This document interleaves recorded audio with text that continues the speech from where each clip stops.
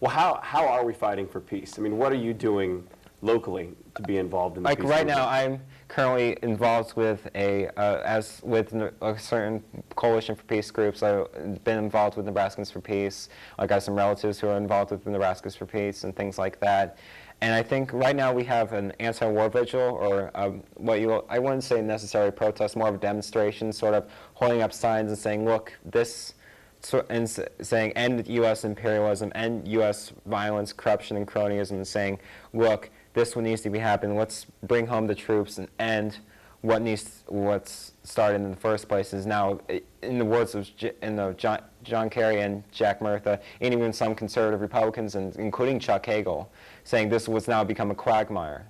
It's unbelievable. I mean, we can all relate to the violence, and I think if we just show our signs, our banners, if anything, just something to click with the people and saying, look, oh, I can agree with that. I can agree with peace. David, some people would say that if you're just out in the street, what kind of difference are you making? I understand that, and I think that we should carry on before. I mean, we should. What I'm trying to say is that we should probably carry on beyond just street protests. Sort of petition our congressmen and women, and sort of say, look, this is what needs to be happened. This is what we support, and then do even sort of rallies, sort of continue the message, continue the education, awareness, public funding through media, things like that.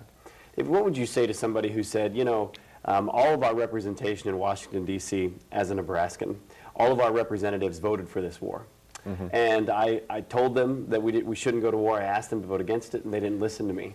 So I'm just going to throw up my hands, and I'm finished because my representatives didn't do their job. What would be your message to that person? I would say to you, if you were the only one who said that, then I could understand why they would still vote for war. If you had 10 people, 20 people, 30 people. I mean, if you had congressional offices getting good phone calls day-by-day basis, you'd want to respond.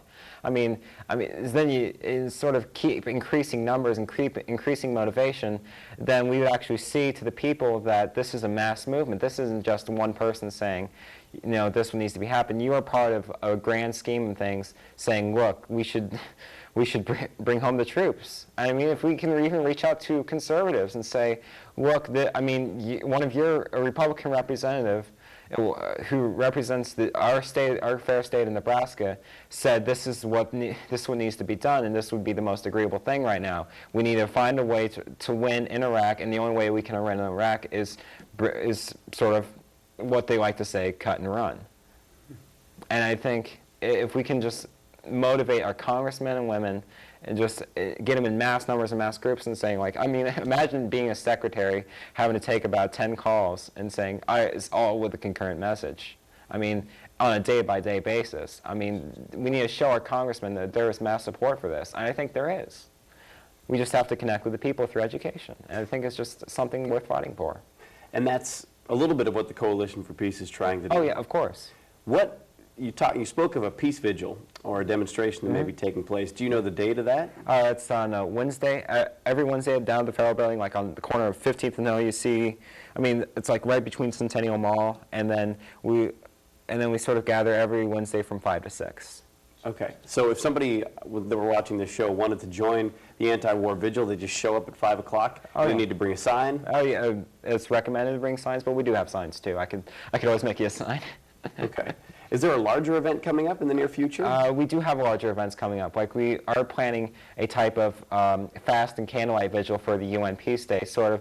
And that's, like I said earlier, part of our education or education awareness, saying, look, we all support peace, whether you're liberal, conservative, socialist, or Democrat, or anything of the like, or green, whatever. We all support this notion of peace. And I think that the most important thing right now that we need to do is increase awareness, education, and funding through going to these candlelight vigils and things like that. And our one on the candlelight vigil is going to be sort of towards the evening, and we're also going to plan a fast and two, saying, if we have to go so far as to deprive ourselves for food and drink for 24 hours to sort of fight for peace, I think that is not only more than symbolism, it's powerful. This is going on all across the nation. I think we're just a small step in what's becoming a very large chain. And this is on September 21st? 21st. 21st, and that's United Nations World Peace Day? Yes. Okay. And if you want to learn more about that, you can also go to www.nebraskansforpeace.org. You could email, if you email me, jrcramer@gmail.com. We can also share some more information about the event. Let's talk a little bit about the fasting piece of it.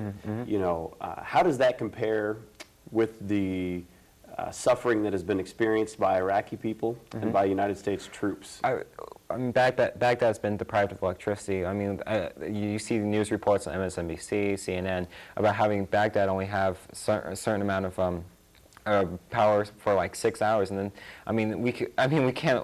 Americans can't live without electricity for that much in time. I mean, you could just think about all the suffering. They've been deprived of food, water, proper electricity, clothing, things like that, and just because we've been protecting our oil supply instead of the people.